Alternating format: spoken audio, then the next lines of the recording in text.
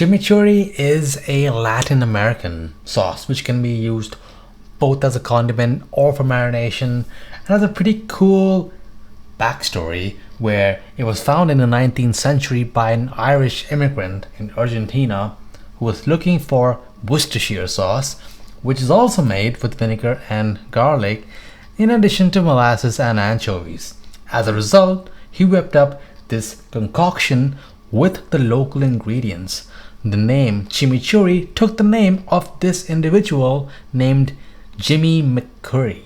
Well, in the Argentinian pronunciation, it turned out it was sounding like chimichurri. Check it all out on the website. Now it's really easy to put this all together. All you need is some olive oil, red wine vinegar, oregano. I'm using dried here, and it was not on purpose. I picked it up, didn't realize it was not the crushed kind, so I'm going to put a bit less than I would usually do. You also need parsley and some white onions that I've chopped fine here.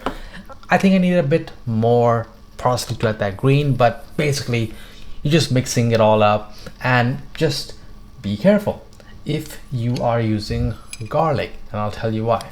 Now usually you would use garlic infused oil or garlic oil, but let's say you had that, perfect. But if you didn't have that, just add some garlic at the end. It'll take a couple of hours, but the garlic will get infused into your oil without the need to buy anything or prepare something ahead of time. Just store the garlic really well. There's a botulism risk, and I'll talk all about that on the website.